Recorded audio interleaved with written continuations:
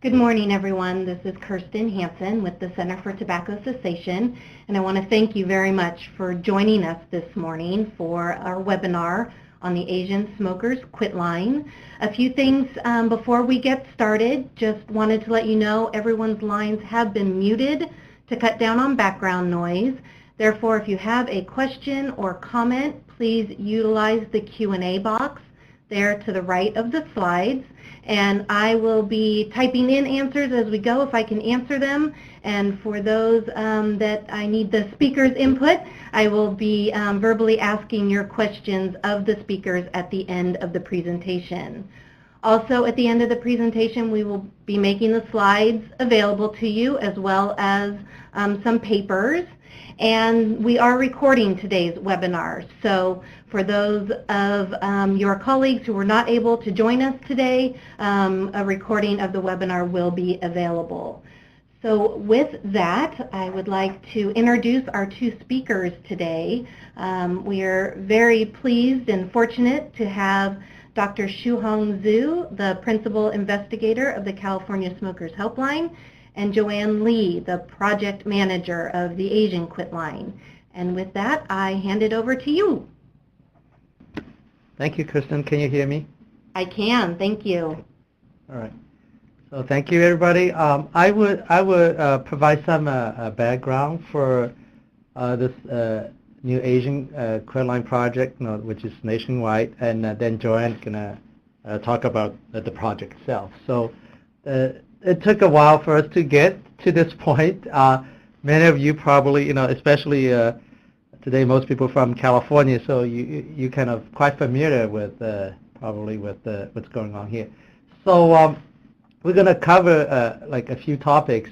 One is just the reach and efficacy of a multilingual telephone counseling Quitline for Asian smokers, and then we're going to show a little bit of data about non-smokers seeking help, which is a very interesting phenomenon, especially kind of pronounced in this group. Then we're going to talk about the new Quitline and especially talk about the patch, various patch programs. So this map shows when we start our first Quitline in California. That was 20 years ago. California, the first state who decided it's a good idea to have a Quitline like this, and now it seems like it's all taken for granted. You read WHO document, you reach the clinical guideline, but when California started, it was really a new thing. The idea of have a centralized counseling program in one place, providing service by telephone. So it was a brand new idea in California alone, and by 2004, that was basically everywhere in the United States. And now I think it's fair to say it's the only behavioral counseling program that kind of come close to maybe to able to compete with pharmacotherapy. Currently, I think we got about 600,000 collectively across all the Quitlines each year, the service volume. Now, here's the Asian story. So in 1992, we had English Quitline. In 1993, we started 3 Asian languages, Chinese, Vietnamese, and Korean. Actually, at the time, we also had Tagalog, but later on turns out, most of them calling English line, so we limit it to the 3 Asian languages.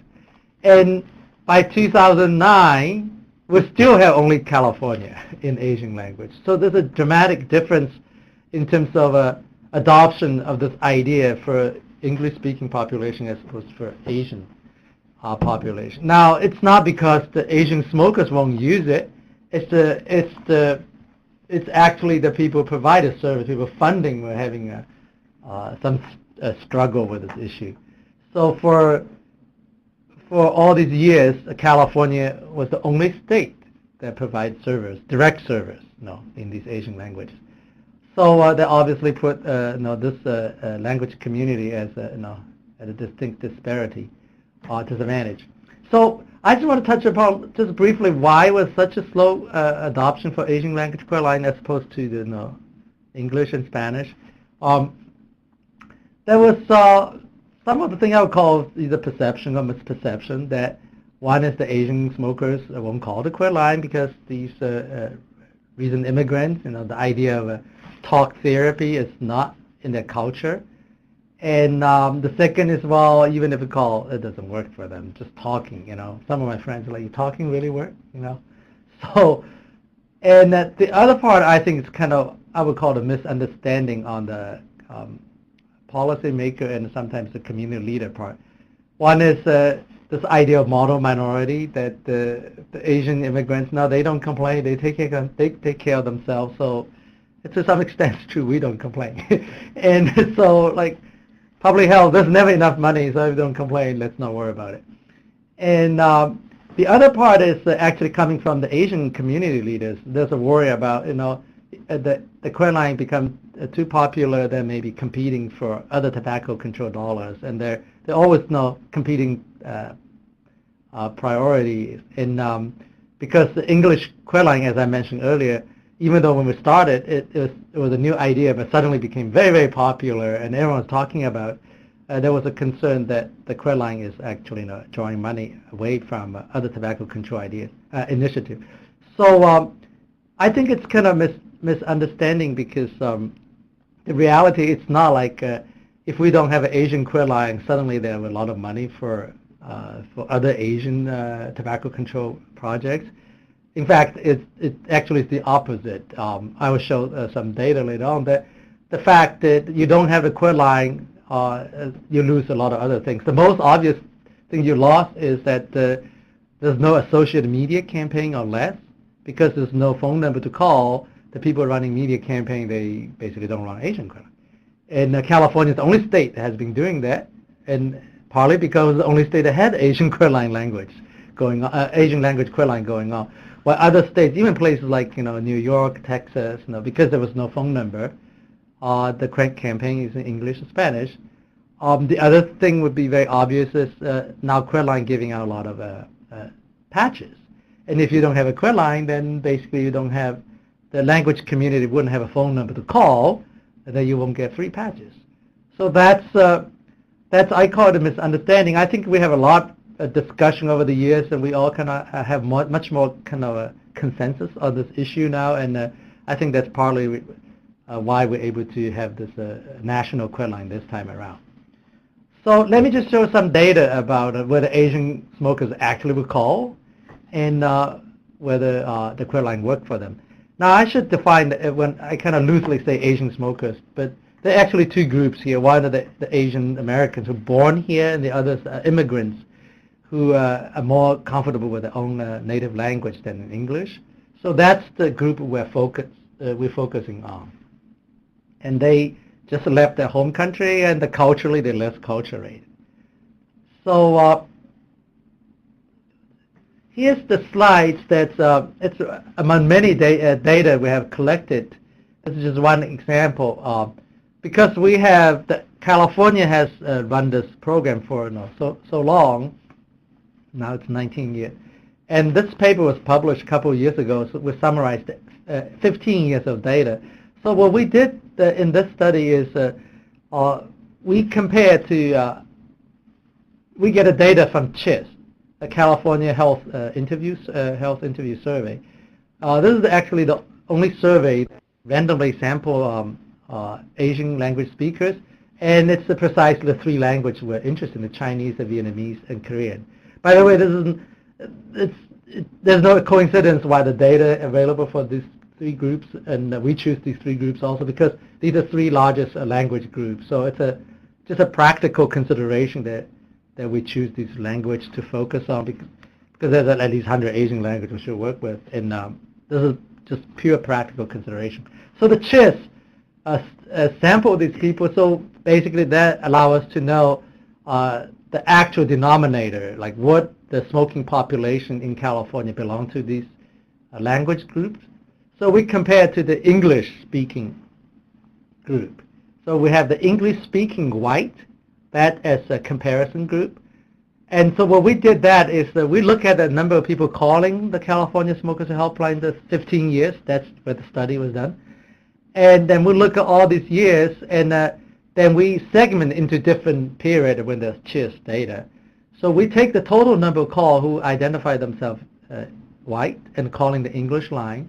We divide it by the total number who surveyed in English and identify themselves as white in the CHIS survey. So we divide that and get a ratio, let's say 2%, right? 2% of Californians, or 1%, or half a percent. So whatever the percentage is, we make it arbitrarily as 1 as a reference group. Then we compute exactly the same thing for the other group. One is the English-speaking Asians, one is Asian-speaking Asians. So we take the same number, divide it, and get a number. Then we compare against the white. So you get a sense of relative probability, how likely someone's going to call. So what you see here is that compared to white, English-speaking white, the English-speaking Asian, they are less likely to call, which is a data you often see in literature. If English-speaking white is 1, and for male, the English-speaking Asian is 0.36, a lot lower. But what's very interesting is for Asian-speaking Asians, they're a lot higher.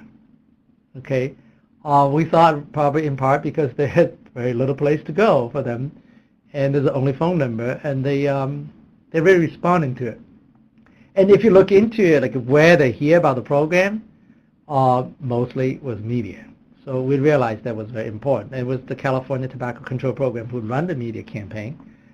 It took them a while to figure out also, but they did, figure out a good strategy to reach out to this population. And this slide separates the male from female just to show like the data is very consistent. We know very female Asian Americans actually smoke, but if they do, the likelihood pattern is the same. The English-speaking Asian female less likely compared to English-speaking white female, but the Asian-speaking female just the same as male. They're more likely to call. So that was very encouraging. And this data pattern, I only show you one here, and you can see the paper Kristen mentioned, sent you, it got repeated when the survey was available for CHIS. So we're very convinced if you run a good campaign, they will call. There's no issue about it. So I guess I just said the slides. I'm pretty convinced. And then the next question, so if they call, does talk therapy work for them? Like, does talking really work? We spent a lot of time, working on how to develop a protocol that's appropriate for this population. And we also got a NCI grant. And we wanted to show very convincingly this protocol really works for this population, not just for English-speaking population. And we consider the fact that so many Asian languages. Now, if we're going to test the protocol, one by one, will take forever. So we decided to test one protocol. We have some, believe the basic kind of guidance that we think people are, in terms of what makes people to change. People are more or less the same.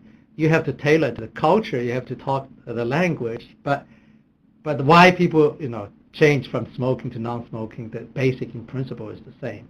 So we create a protocol. We gather all our Asian-speaking counselors here, and we work as a group, but we create a protocol in English.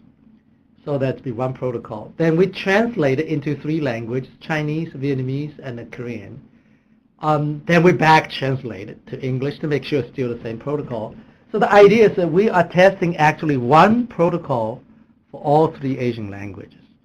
And our hope is that at the time we design experiment, it's much more efficient. If we show the protocol could work for all 3 languages, then we don't have to repeat this one after another for all Asian languages before we help them. We basically have confidence. If someone wants to start a program using our protocol for Hmong, for example, we have some confidence saying to use this protocol, but tailored to your language. So we did that. We recruit a very large group of people. We want at least 700 minimum for each language group. We managed to do that. So this is a very, as far as the randomized trial for Asian language, I'm pretty sure this individual randomizer is the largest ever done. That took a long time to finish and a long time to get published. And here's the results. And if you're familiar with the English Quitline literature, this is almost the same. Okay, it doubled the quit rate for 6 months, And the paper the Kirsten Gassania will show it works for all 3 languages. The quit rate for each groups are different because they're coming with different baseline. For example, the control group was a lot lower for Korean, a lot higher for Vietnamese. But in terms of our counseling effect, our counseling in both cases make it higher than the control group. So we're very pleased with the results, and we basically are willing to tell people that if you want to do a Quitline for another language, we'll be happy to help you to use this protocol. This is the one that's proven. And if you can look at relapse curve, it's very clear that our counseling has effect that translate into 6 months. Now I just want to mention a little bit about proxy call. We call it a proxy call because we have noticed even though the campaign were targeting smokers, obviously, like we tell people to quit smoking, so the ad is all made to encourage smokers to call us. We noticed their family members, their friends who call on behalf of smokers. They don't smoke themselves. And we also noticed the people across all language, okay, English, Spanish, across all ethnic group, they tend to be more females who calling for male smokers, and they tend to be living with the smokers. So so we took a look at the data and across all the language groups, and what you see here is English speaking. I don't know if you can see well or not. The first group is the English speaking white, the second group is the English speaking black, the third group is the English speaking American Indian, the fourth group is the English speaking Hispanic, Spanish speaking Hispanic, English speaking Hispanic, and the very last column was Asian speaking Asian population. Now you can you don't need to do statistics here. It's a huge effect. Okay, basically among all the Asian language callers, almost a third of them are non-smokers. Now, anybody know about Asian culture? That seems like you don't need a very you don't have look too hard to know that. No, we're more collective. We're more comfortable invading each other's private space in the house. And, we just pick up a phone call like you need to quit smoking. So we thought that as a helper in our group trying to help this population, we should tap into the natural cultural element that we could use them to extend our help. They can a free counselor in a sense, right? They're living with them. They can always push them to call us again or tell them to call to get patches. So we're very excited about this, and we continue to work on this aspect. In fact, we have secured a lot of website name to say for non-smokers to help smokers because we want to do more on in this area. Oh, so I already said that. So just to quickly summarize the data presented so far before turning to Joanne is we are very convinced by the data. The Asian language speakers will call the Quitline if we do the campaign well. So the trick is to work on the campaign that's effective in this group. And we're convinced with a randomized trial that the counseling, at least the protocol we're using is working. I have reason to believe many other protocols people are doing also work for this population. And the proxy caller may be a very important untapped resource, especially for this population, and we should continue to work on that aspect. Now, given all this evidence for Asian language speakers, and given all the other studies summarized in the Cochrane review about Quitline effectiveness for general population, so we think the next step really should not be talking about whether this program works for Asian population or not. We really should focus on reaching out, disseminating. So we a few years ago we got a grant from CDC, and basically using this protocol, we're working with 6 states in California, Hawaii, Colorado, New York, and Washington, Texas. Our arrangement is this, that these other states, except California, are at the time, they were not providing counseling service directly in these languages. So we said, well, we got this grant. If you're willing to promote this phone number in your state, we will provide counseling for free, okay, covered by this grant. And so these are 6 states signed on. First, initially was Colorado, Hawaii, and then later on Washington and New York and Texas. And it's the same three language that we have in California. UCSD provide all the counseling. Now, if they want to use NRT, we will go along with whatever the state policy is. So basically, they will be treated the same as English Quitline callers in their state. So that was a 3 years effort. We, we started. The actual line was open in 2010 and finished in September of this year. It has worked really well. We got quite a few states project officers for the English Quitline, very motivated to work on this project. And we got some really good community leaders from different states. They're very motivated. So we basically got a lot of free publicity. And but we also had the different states running their campaign. And here's some number. If you look at this, we got about 2,000, a little bit over 2,000 people calling, and mostly, of course, from California, because in California we have more Asian than any other states, and also they were doing campaigns. But you look at Hawaii, it's very interesting. Hawaii has 225 Korean callers, and we have somebody there was really motivated, working with the state project officer. Some of you might know Hee-Ryung Lee. She's a professor in the University of Hawaii, but also very motivated. And she works very well with she's Korean, so she did a lot of interviews.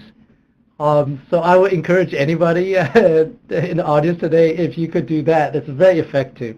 She basically made herself available during the project period, and she still makes herself available to be anytime media people want to talk to her, she would talk to them. And she would take initiative, organize press release, other kind of stuff. And then she also worked with the Hawaii Tobacco Control Program to encourage them to do media campaign. So you see a big effect there. And in New York, they did a campaign in Chinese language, so you see a lot more. So what you see basically here is the two things. One, we do know there are more Korean smokers than Chinese and Vietnamese, because their smoking preference is a lot higher, okay, almost twice as high. But at the same time, what you see is different states. Depends on, like California is a good reference. Like California run campaign more or less equally from all 3 languages, and you see a lot of Asian, and you see more Korean than other groups. But if you look at Hawaii and New York, basically it's the effect of which language was being promoted. Which language. So it all comes down to that. Like the more you let people know, the more people call. They will call, okay? They're just the same as everyone else.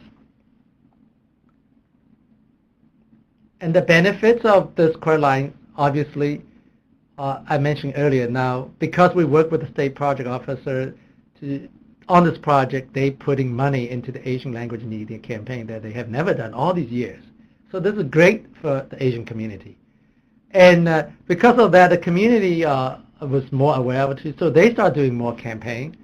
And we got more physician referrals as a result, because the physician heard about it, and then it enhanced the medication benefits for Asian smokers.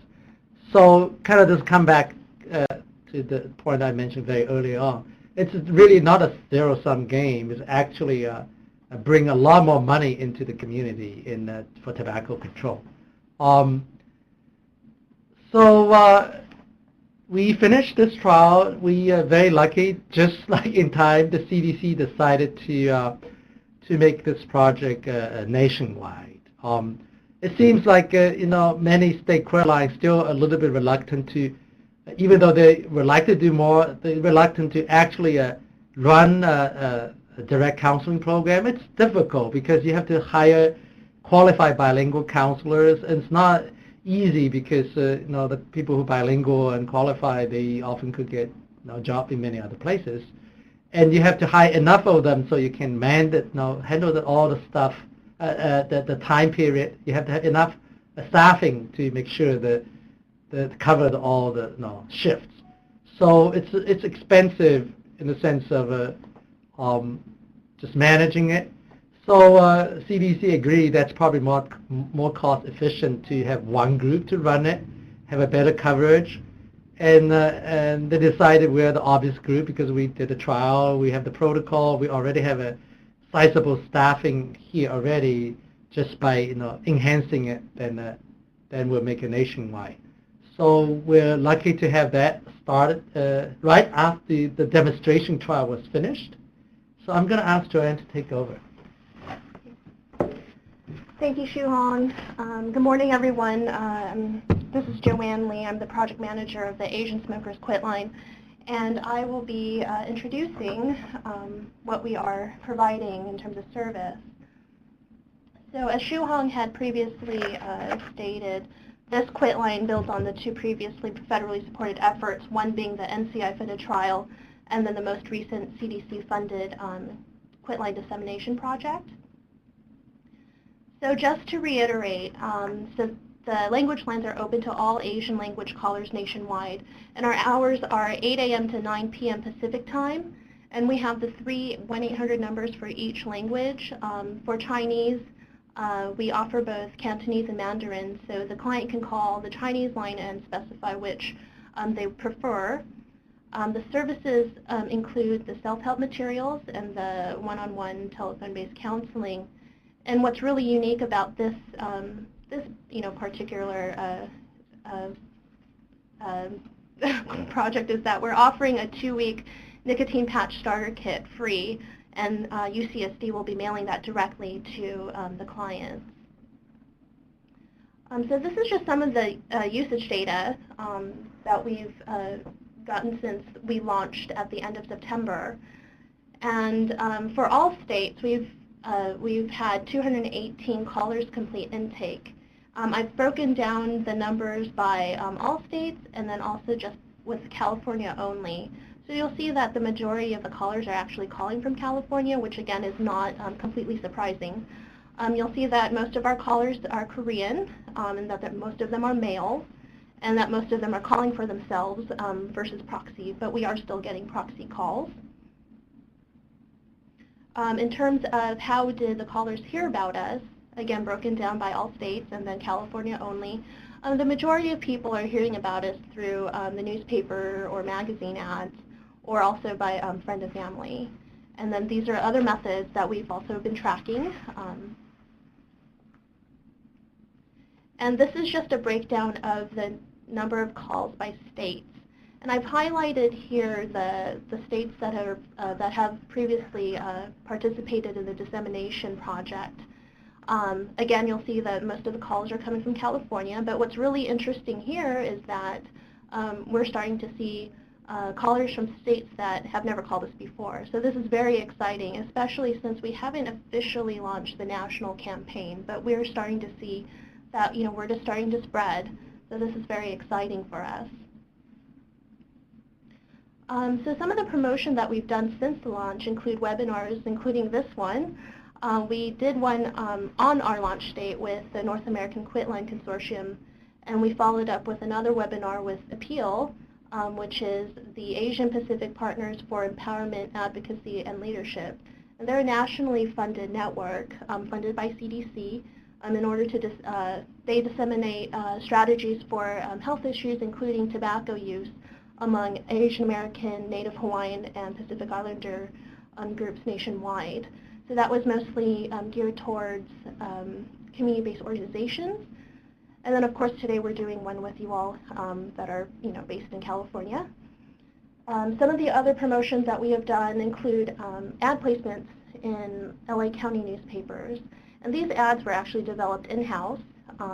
And we began running them the week of October 29, with the exception of Korean ads, which were started a little bit earlier on the 25th. And these will be running for 8 weeks, once a week. We selected the two most popular newspapers in each language. So on Mondays, we will be running the ad in one Vietnamese paper and one Chinese paper. On Tuesdays and Thursdays, it will be different Korean papers, and then Wednesday again will be Chinese and Vietnamese. And this is just an example of the ad that we created. So this is the Vietnamese version, and this placement is in Noi Viet, which is one of the leading Vietnamese newspapers in Orange County, actually. So this ad basically says, what kind of legacy would you like to be remembered by? Surely it's not the health effects of cigarettes. And then the caption is, quitting is easier with help. Please call now and ask about free nicotine patches. And this ad basically looks exactly the same for all 3 languages. The only difference is the characters in the translation. Also, we were very fortunate to be in contact with the local Vietnamese station here in San Diego. And we were invited to be guests on a talk show, which we taped last Friday. And the first airing was actually on Wednesday, and it will be aired again 3 separate times in the next 3 weeks. And also the show is now available on YouTube, and I've included the link here. So this might be a really good way for, for you all to help us promote by providing the link to any Vietnamese community contacts that you might have. It's just, I was interviewed along with a Vietnamese counselor, and we just shared some information about the Quitline, what services we provide, what to expect during an intake call and a counseling call. So we did see some response, so we're actually very excited about that. Some other promotion plans we have include stakeholder calls, earned media. We're working with Appeal to promote the services to Asian CBOs, and also to healthcare providers who primarily serve Asian patients. We're also providing technical assistance to the CDC for the TIPS campaign, which will include Asian language advertising, and that's slated to launch in the beginning of 2013. We're also conducting Asian PR outreach, and we're contracting with Nakatomi and Associates, who specializes in Asian American PR. And also we'll be placing print ads in Asian newspapers across the U.S. And we're working with A Partnership, which is an ad agency that also specializes in Asian American media outreach. And so this is actually a near final draft of the ad that will be placed in the national papers. And this is what A Partnership has come up with for us. So we really like this concept. It's called You Can Do It. And this is the Chinese version of the ad. So, we like kind of the message that this conveys. It's positive, you can do it, which is actually written on the patch that's being placed on the man's arm. And if you can tell, that hand is a woman's hand. So, it kind of conveys the support, this great, if you need help, we can give you help. Call now and you can receive free nicotine patches, and the number is there also, including our website, which I will briefly talk about. So we've developed a website in conjunction with this project. It's www.asiansmokersquitline.org. It's predominantly geared towards states and community-based organizations. It's not heavily consumer-based at this point, but we are planning to make it a little bit more consumer-friendly. We will be including in-language materials that can be accessed for people to go ahead and download and use and distribute as they see fit. These include brochures and posters that we've developed in-house. Also, there will be publications, including the ones that are provided along with this webinar today. And we're also developing an accessible database so that states can go on and pull up data specific to their state in terms of use, and then client demographics, and so on. And so these are just some screenshots of that website. As you can see, like the About Us part, we've translated into the different languages. This is just an example of the poster that will be made available through the website. It's basically kind of, it's essentially the ad that we've developed. It's just in larger size and in color. And these are the brochures. This is the outside of the brochure and the inside. And I also just want to just briefly talk about some other patch programs that are available in California. The first is the LA County Patch Giveaway. So this is for LA County residents. They're eligible for 4 weeks of nicotine patches, plus an additional 4 weeks of follow-up patches. Also for Medi-Cal clients, we are conducting a randomized controlled trial currently. This is not necessarily guaranteed to all Medi-Cal clients, but if they are randomized into the correct group, they could potentially receive free nicotine patches. So this is not necessarily a guarantee, but this is, it's a possibility that a Medi-Cal client can receive additional patches or free patches. And I just wanted to note that these programs are open to all lines, so including English and Spanish, and not just the Asian language lines. So just to sum up, our goals really are to serve at least 2,000 callers from across the U.S. and also to demonstrate that this national Quitline for Asian language speakers is feasible and that there is a demand for it. Also, we'd like to build on the success of 1-800-QUIT-NOW, and by doing so, we would love to receive, additional funding to continue our services. And I'm the primary contact for the Quitline, or for the Asian Smokers Quitline, and here's my information below. And with that, we are ready to take any questions. Thank you for listening. Great. Thank you both very much. We do have some questions for you. So one came in, Shuhong, while you were talking about the Asian language study, and you mentioned that it took quite some time to recruit, and somebody asked how long the Asian language study took. I think it was about 3 years to do the recruitment, yeah. Because we actually got a lot more calls that to the all the 3 lines than was in there, because some people don't want to be in the study. We have some requirement because we need to follow them up for extended period of time. We want to make sure they have phone numbers or second phone numbers. It's just experimental needs to make sure we don't lose data. So a lot of them end up getting the servers, not end up in the trial. So it took about 3 years, yeah. Great. Thank you. And do you know what the conversion rate is from proxy callers? Do we know if it results in reaching smokers to call the Quitline themselves? We don't. That's a very interesting question. Yeah, it'd be nice to know how much leading to the smokers calling us. We kind of have 2 different goals in there. One is we encourage the proxy to encourage the smokers to call, but also we feel like if it all just means that they are doing the job and the smoker doesn't call, that's okay with us also. We're looking, we want more effect for the whole community. But it would be nice to know what the conversion rate is. It would take some energy to figure that out. Right. Okay. And Joanne, you showed some of the marketing that California did, but somebody was asking the question if we know what other states did in terms of marketing and whether the emphasis was on counseling, the patch, or both. What do we think is really kind of the hook that is getting people interested in calling? Well, at this point, I'm not entirely sure what a lot of the states are doing. I do know that at least with the few states that I've talked with in terms of promotion, they are primarily using either existing materials that they've developed, like, for example, the states that were participating in the earlier dissemination project.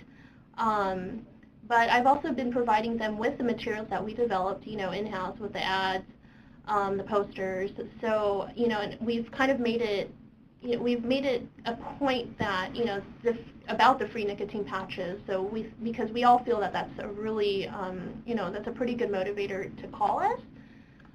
But at this point, I'm not entirely sure if people are just, just referring their, Asian communities, here's the numbers, for the Quitline, please refer people to this. Okay. And on the print ads that will be available on the website, will they be available in both traditional and simplified Chinese, or just Yes. one? We do have both. We do have both versions. Great. And do you know when the national promotion will happen? We are slated to launch, I believe, in 2 weeks. Okay. And let's see, could you please describe if there was any difference in the number of calls made by various age groups in the Asian population? Did you find there were more calls made by the younger population? Do you want to answer? Yeah. Well, this is a little bit difficult to answer because it requires we know the population out there. When you say someone's more likely to call, because you have to compare against the denominator. Like if you look at people calling us, there are a lot more older people, but that could just be a lot more older smokers out there, right? So we do notice compared to English-speaking Asian population, the Asian-speaking population we're calling a lot older. These are people who speak the non-English language. So, but in terms of likelihood, we're not sure because we don't know precise the denominator out there. We notice, like if you look at English-speaking white, English-speaking Asian, and Asian-speaking Asian, the English-speaking Asian is the youngest, and then a little bit older among the English-speaking white, and a lot older among Asian-speaking Asian, in that order. Okay. Next question. Do you know the numbers of ethnic demographics in the state? My question is how much work is being done to reach them? I'm not too sure. Can someone clarify? Yeah, we'll I'm move not on too to sure another the one question. if they Yeah. can clarify that one. Let's see, for the Quitline, do they discuss other NRT with patients, such as the gum or lozenges and drug-to-drug interactions with prescription drugs? And we do. We pretty much send patches because the literature shows that's what the most popular one. But we discuss with anything that they want to talk about, and we do address the drug interaction issues. Especially, we have a lot of people calling us actually have mental health condition too. So we have licensed psychologists here who supervise the whole process. We have protocol to talk about those issues. And always refer them back to their prescribing physician as well. That's true. Thank you. Yeah. Okay, would the resources from the Quitline website be free and available and mailed to Canada? Mailed? I don't know. You can't. That's a good question. You can always download. That's free. Right. And we're in places like Toronto. I think Toronto has, my understanding is there's more Chinese living there than any other city outside of China and Taiwan. So it's a very big Chinese population. So I don't think we can mail the version because our grant would not support us doing that. Right, but I mean, I think whatever materials we put up would be available to download, so. Right. We're happy to give away. Yeah. But printing itself. Okay, so a clarification on the earlier question. She said, for example, how many Koreans live in Texas? So asking about demographics of Asian-speaking smokers in the different states. Is that something that's covered in one of the papers, or do we have something that maybe I could send out to people on that? The paper only covered the issue of how many people are smoking in these three language group. So if we could send something, we could send something that there are. We work on this data all the time, trying to look up where these people live. So we'll be happy to do that. There are survey data that provide that. Great, thank you. So just send Joanna an email. We'll figure out something to see if that's what you want. Okay, great. Thank you. And then for the other languages, such as Lao or Hmong, are there interpreters available for those languages if somebody calls? Yes, we have, how many languages? I think we have a lot. We have interpreter service through AT&T, a phone company. for many more other Asian languages. These 3 languages, we provide direct service. Great, thank you. So as of now, that is all of the questions we have received. Please continue as I change layouts here. Please continue to ask your questions as you have them. But for those of you who need to get going, I want to thank our presenters today very much for your time and sharing your expertise with us. And on this layout, you will see that in the upper left-hand corner are the files that you can download. There are 3 papers there available for you, as well as the presentation slides. We have a couple of evaluation kind of follow-up questions, if you could answer those for us. And then, as I said, the Q&A box is still there for your ongoing questions. As I mentioned, this is being recorded. I will be sending out that link to you within the next couple of days, early next week, before everybody leaves for the holiday. So please be looking for that, and it will also be available on our website, which is centerforcessation.org. Let's see, we have another question. Would the Quitline offer support to users of other forms of tobacco, for example, chew, water pipes, etc.?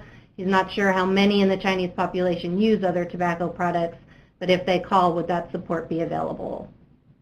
Yes. We actually just finished a randomized trial on chewing tobacco, but we have been providing service to all tobacco users if they want to quit. Great. Thank you. All right. Again, we can hang out a little bit longer since we're early on time here. But as I said, that is the end of the presentation. Unless you have additional questions, please feel free to go ahead about your day. And thank you again so much for joining us this morning. And thank you again to our wonderful speakers. Thank you. Thank you.